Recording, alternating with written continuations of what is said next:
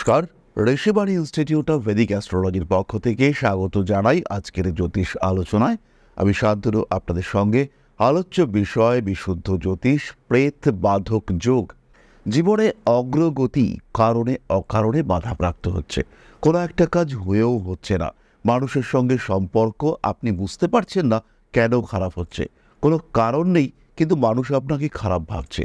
মানুষের সঙ্গে আপনি সম্পর্ক ঠিক রাখার চেষ্টা করছেন, তাদেরকে সাপোর্ট করছেন, খারাপ কিছু করার কথা ভাবছেনও না। শুধু জ্ঞান তো কেন, স্বপ্নেও কারোর ক্ষতি করার কথা আপনি চিন্তা করছেন না, কিন্তু তা সত্ত্বেও মানুষ আপনার প্রতি নেগেটিভ ধারণা পোষণ করছে, ধীরে ধীরে আপনার থেকে দূরে সরে যাচ্ছে। আপনাকে নিয়ে তাদের মধ্যে ক্ষোভ ধীরে ধীরে দানা বেঁধে উঠছে। ক্রমাগত মনে হচ্ছে আপনি দুর্ভাগ্য, আরও দুর্ভাগ্যের কবলে পড়ছেন। জন্মকুণ্ডলী তো ঠিকই আছে, দশাও ঠিকঠাক আছে, কিন্তু কিছু অদেখা যোগ, কিছু অদৃশ্য যোগ, যাদেরকে আমরা সাধারণ বৈদিক জ্যোতিষে ইগনোর করি, সেরকম কিছু যোগ রয়ে যায় যারা আমাদের জীবনকে বাধাযুক্ত করে তোলে, যারা আমাদের জীবনের অগ্রগতিকে নষ্ট করে দেওয়ার চেষ্টা করে।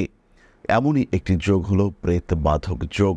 এর আগে আমরা এই প্রেত বাধক যোগ নিয়ে বেশ কয়েকটি ভিডিও করেছি এবং আজকেও এই প্রেত বাধক যোগ নিয়ে এই ভিডিও। আলোচ্য রাশিটি হলো সিংহ রাশি।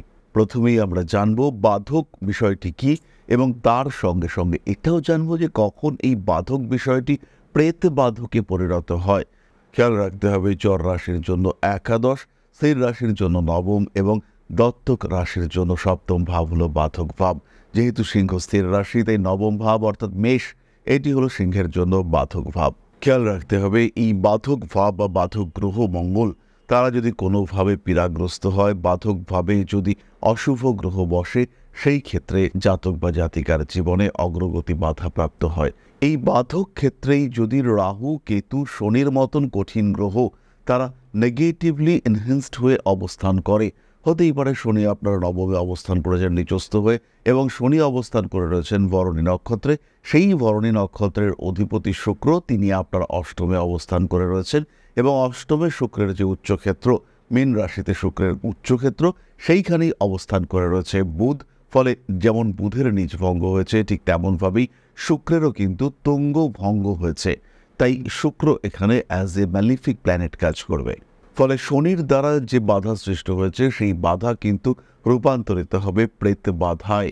অর্থাৎ প্রেত বাধক যোগ এমন একটি যোগ যেখানে রাহু, কেতু, শনি ইত্যাদি পাপগ্রহ নক্ষত্রের কারণে আরও পাপগ্রস্ত হয় এবং সেই পাপগ্রস্ত অবস্থায় তারা বাধক ভাব অথবা বাধক গ্রহদেরকে অ্যাফ্লিক্ট করবার চেষ্টা করে, ডিস্টার্ব করবার চেষ্টা করে, তাদেরকে ডাইভার্ট করার, ডিস্ট্রাক্ট করবার চেষ্টা করে। সুতরাং প্রেত বাধা সম্পর্কে তো আমরা বুঝলাম, কিন্তু প্রশ্ন হলো শাস্ত্র কি বলছে। শাস্ত্রে বলছে রাহুনা চন্দ্র সংযুক্তে শৌনি দৃষ্টি তু তিষ্ঠতি প্রেতাত্মা বশগস্তস্য রোগ দুঃখং বিনির্মিতম। অর্থাৎ যদি রাহু চন্দ্র একত্রে থাকে এবং সেই যোগের উপর শনি দৃষ্টি দেয়, তবে জাতক প্রেতাত্মার প্রভাবে থাকে এবং শারীরিক মানসিক যোগে অবস্থান করে। খেয়াল রাখতে হবে এই কম্বিনেশনের সঙ্গে যদি বাধক ভাবগুলির সম্পর্ক সৃষ্টি হয়, তাহলেই কিন্তু সৃষ্টি হয় প্রেত বাধক যোগ। দ্বিতীয় আরেকটি শ্লোক বলছে কেতুনা চন্দ্র সংযুক্তে বা লগ্নে পাপ গ্রহের জুতে ভূত প্রেত পিশাচাদি বাধা জয়তনন্যথা। অর্থাৎ যদি কেতু চন্দ্রের সঙ্গে যুক্ত হয় বা লগ্নে পাপগ্রহ অবস্থান করে, তবে ভূত প্রেত বা পিশাচের বাধা উপস্থিত হয়। তৃতীয় আরেকটি শ্লোক বলছে চন্দ্রে পাপগ্রহ সংযুক্তে রাহু কেতু সমীপগাহ নিত্যং দুঃস্বপ্নদর্শী সৎ প্রেত বাধা সমুদ্ভবা। অর্থাৎ যদি চন্দ্র পাপগ্রহের সাথে যুক্ত থাকে এবং রাহু কেতুর নিকটে থাকে, তাহলে জাতক প্রতিদিন দুঃস্বপ্ন দেখে, এটি প্রেত বাধার অন্যতম লক্ষণ। সুতরাং জন্মকুণ্ডলিতে প্রেত বাধা বা প্রেত বাধক যোগ হলো এমন একটি যোগ যার সঙ্গে রাহু, কেতু, শনি বা চন্দ্রের সম্পর্ক থাকবে, তার সঙ্গে সঙ্গে লগ্নভাবটি দুর্বল হবে। এই অবস্থায় জাতকের সঙ্গে ভৌতিক ঘটনাবলী, অলৌকিক ঘটনাবলী ঘটতে পারে এবং জাতক দৈব দুর্ভাগ্যের শিকার বারবার হয়ে থাকেন। হতেই পারে আপনার সিংহ লগ্ন, আপনার নবমে শনি রাহু অবস্থান করে রয়েছে, সেই ক্ষেত্রে আপনার কিন্তু পারিবারিক সূত্রে বা বংশগত সূত্রে কিছু বিশেষ ক্ষমতা রয়েছে, যার মাধ্যমে আপনি স্পিরিচুয়াল অ্যাটাচমেন্ট বা স্পিরিটের উপস্থিতি, আত্মার উপস্থিতি, বলা ভালো প্রেতাত্মার উপস্থিতি অনুভব করতে পারেন। কখনো প্রকৃতভাবে কখনো আপনি ভাবেন যে কিছু একটা সমস্যা হচ্ছে, কিছু একটা ঘটনা ঘটছে, কিন্তু বেসিক্যালি ঘটনাটা কি? আদৌ কি এটা প্রেত, বা আদৌ কি এটা কোনো ভৌতিক ঘটনা বা দৈব দুর্ঘটনা? এই অনুভূতি আপনার মনের মধ্যে হচ্ছে, কিন্তু নিশ্চয়তার একটা অভাব। প্রশ্ন হলো, এই প্রেত বাধা উপস্থিত হয় যদি আপনার জন্মকুণ্ডলিতে, সেই ক্ষেত্রে কি ঘটতে পারে আপনার সাথে? প্রথম থেকেই আমরা শুনে আসছি দৈব দুর্ভাগ্য। কোনো কারণ নেই, সবাই মিলে পরীক্ষা দিতে যাচ্ছেন, সবাই পরীক্ষা দিচ্ছে, হঠাৎ করে দেখা গেল আপনার খাতা, যে খাতায় আপনি অর্ধেকটা লিখে ফেলেছেন, সেই খাতার মধ্যে লাস্ট 4টে পৃষ্ঠা ছেঁড়া। এখন না পারছেন আপনি খাতা পাল্টাতে, না আপনি ওই খাতাটিকে কমপ্লিট করতে পারছেন। ফলে আপনি একটা অকারণ অস্থির পরিস্থিতির মধ্যে পড়লেন। দ্বিতীয় বিষয়টি হলো, যা ভাবছেন কোনোভাবেই সেই ভাবনা ফলপ্রসূ হচ্ছে না। আপনি বুঝতে পারছেন যে আপনার জীবনে উন্নতি হচ্ছে, কিন্তু কোথায় সেই উন্নতির লক্ষণ আইডেন্টিফাই করতে পারছেন না। কোথা থেকে ক্ষতি হচ্ছে, কারা ক্ষতি করছে, তাদেরকে কিছুতেই বুঝতে পারছেন না যে এই মানুষগুলো আপনার শত্রু। কোনোভাবেই আইডেন্টিফাই করতে পারছেন না যে এই মানুষগুলির কারণে আপনার জীবনে অস্থিরতা আসতে পারে। কোনোভাবেই বুঝতে পারছেন না যে এই মানুষগুলি আপনাকে ডিস্টার্ব করতে পারে। সেই ক্ষেত্রে আপনাকে বুঝতে হবে এটা প্রেত বাধার লক্ষণ। তৃতীয়ত, বেশ কিছু সম্পর্ক আপনি ভালো রাখার চেষ্টা করছেন। সম্পর্ক সামনে সামনে মনে হচ্ছে ভালো হয়ে গেল, কিন্তু কিছুক্ষণ পরেই সেই সম্পর্ক আবার বিরক্ত হয়ে উঠল আপনার প্রতি। ক্রমাগত অশান্তি, অস্থিরতা, বোঝাবার চেষ্টা, ম্যানেজ করবার চেষ্টা কন্টিনিউয়াসলি করে চলেছেন, কিন্তু সেই চেষ্টা ফলপ্রসূ হচ্ছে না। সেই চেষ্টা এগিয়ে গিয়েও আপনাকে পিছিয়ে আসতে হচ্ছে। সেই চেষ্টায় আপনাকে সমস্যা ফেস করতে হচ্ছে। কেন এত সমস্যা, কোথা থেকে এই সমস্যা বুঝতে পারছেন না, আইডেন্টিফাই করতে পারছেন না। কারণ হতে পারে প্রেত বাধা। এবং এই প্রেত বাধা তখনই অ্যাক্টিভ হবে যখন রাহুর দশা, রাহুর অন্তর্দশা, রাহুর দশায় শনির অন্তর্দশা, এরকম ঘটনাগুলি ঘটছে। তখনই কিন্তু আপনার সমস্যা অনেকটা বাড়তে দেখতে পাওয়া যাবে। সুতরাং প্রেত বাধা হলো এমন একটি বাধা, যেটা যদি আপনার জন্মকুণ্ডলিতে উপস্থিত হয়, তাকে কন্ট্রোল করা বেশ কঠিন। সমস্যা আসবে, দুর্ভাগ্য নির্দেশ করে এই প্রেত বাধা। সিংহ রাশি বা লগ্নের মানুষদের এই প্রেত বাধা উপস্থিত হলে বাবার শরীর স্বাস্থ্য নিয়ে দুশ্চিন্তা বৃদ্ধি পেতে দেখতে পাওয়া যায়। পিতা পুত্র অ্যাটাচমেন্টের অভাব, দুজনেই চেষ্টা করছেন অ্যাডজাস্ট করতে, দুজনেই চেষ্টা করছেন ভালোভাবে থাকতে, কিন্তু আলটিমেটলি থেকে উঠতে পারছেন না। কখনো কখনো ইমোশনাল অ্যাটাচমেন্টের অভাব, কখনো কখনো মানসিক দূরত্ব সৃষ্টি হতে দেখতে পাওয়া যায়। কর্মক্ষেত্রে প্রবল অশান্তি, সিংহ রাশি বা লগ্নের মানুষদের কর্মক্ষেত্রে একটা প্রবল অস্থিরতা দেখতে পাওয়া যায়। কোনোভাবেই সেই অস্থিরতা থেকে বেরিয়ে আসা যায় না। কাজকর্মের ক্ষেত্রে অনীহা, বিবাহিত জীবনে অস্থিরতা ইত্যাদি সৃষ্টি হতে দেখতে পাওয়া যায়। এবং কেন অস্থিরতা, তার কারণটা কিন্তু আলটিমেটলি খুঁজে পাওয়া যায় না। এখানে একটি অদৃশ্য দৈব ইম্প্যাক্ট, সেটা বারবার দেখতে পাওয়া যায়। সুতরাং প্রেত বাধা একটা বিরক্তিকর অবস্থা। তাহলে এবার আমরা চলে আসবো নাক্ষত্রিক আলোচনায়। জন্মকুণ্ডলিতে যদি প্রেতবাধক যোগ সৃষ্টি হয় এবং আপনার জন্ম নক্ষত্র যদি মঘা হয়ে থাকে, সেই ক্ষেত্রে স্পিরিচুয়াল অ্যাক্টিভিটিসের প্রতি আগ্রহ বাড়তে দেখতে পাওয়া যায়। মানুষের সঙ্গে আপনার অ্যাটাচমেন্টের দৃঢ়তা কমতে দেখতে পাওয়া যায়। জাতক ধীরে ধীরে আরও একা হয়ে পড়ে।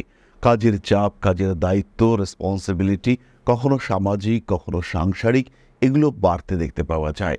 জাতকের ক্রিয়েটিভিটি, সৃজনশীলতা কেমনভাবে যেন চাপা পড়ে যায়। জাতক নিজের অস্তিত্ব নিয়েই মাঝে মাঝে সংকটে পড়ে যান।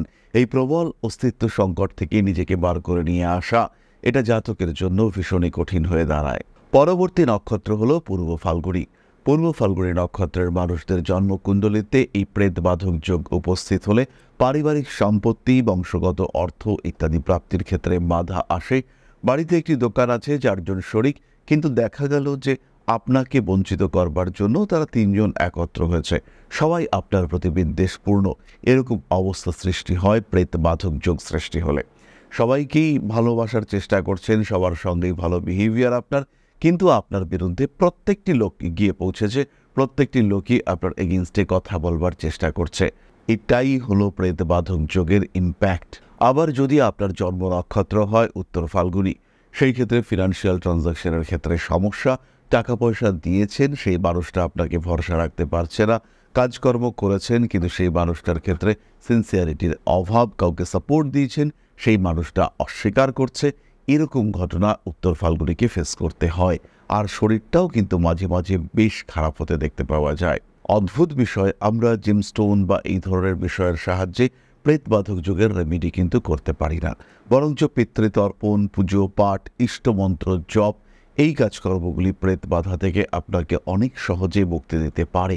জীবনের বাধা, বিপত্তি, অশান্তি, সমস্যা যার কারণ এই প্রেত বাধা, সেখান থেকে কিন্তু আপনাকে মুক্ত করতে পারে মন্ত্র জপ, ইষ্টমন্ত্রের উচ্চারণ। এছাড়াও কালভৈরবের পূজা, সেটাও কিন্তু আপনাকে এই প্রেত বাধা থেকে মুক্ত করতে পারে। তেল দান আপনাকে মুক্ত করতে পারে এই প্রেত বাধক যোগের প্রভাব থেকে। যাই হোক, প্রেত বাধক যোগ এবং তার ইম্প্যাক্ট সিংহ রাশির উপরে তার প্রভাব সম্পর্কে আমরা জানলাম। কেমন লাগলো আজকের ভিডিও অবশ্যই কমেন্ট করে জানাবেন। এবার আমরা চলে আসব আলোচনার পরবর্তী পর্যায়ে, অর্থাৎ আপনাদের প্রশ্নে জ্যোতিষের উত্তর। তবে তার আগে ছোট্ট একটি বিষয় আপনাদের সঙ্গে শেয়ার করতে চাইব। পরম ব্রহ্ম মিলন মঠ ও সেবাশ্রম অধ্যাত্ম, সেবা এবং প্রকৃতি পূজনে সম্পূর্ণ নিয়োজিত একটি সংস্থা। সম্পূর্ণ স্বেচ্ছাসেবী এবং সমাজ কল্যাণমূলক এই সংস্থা আমরা এগিয়ে চলেছি মানুষের পাশে দাঁড়ানোর লক্ষ্যে। এই প্রসঙ্গে দীর্ঘদিন ধরেই আমরা বিভিন্ন এলাকায় বেশ কিছু কাজ করে আসছি। আপনাদের সহযোগিতা, আপনাদের পাশে দাঁড়ানো, আপনাদের হাতে হাত মিলিয়ে এগিয়ে নিয়ে আসার চেষ্টা, আপনাদের সহযোগিতা, আপনাদের পাশে দাঁড়ানোর প্রয়াস, এই সমস্ত কিছুই আমাদেরকে এগিয়ে নিয়ে চলেছে। আমাদের পাথেয় হয়ে উঠেছে আপনাদের ভালোবাসা। বিগত বেশ কিছুদিন ধরেই আমরা বিভিন্ন অনগ্রসর এলাকায় কাজ করে চলেছি। কখনো আমরা শিশুদের মধ্যে শিক্ষা উপকরণ বিতরণ করেছি, কখনো আমরা পুজোর পোশাক বিতরণ করেছি, কখনো তাদের খাদ্যের ব্যবস্থা করেছি।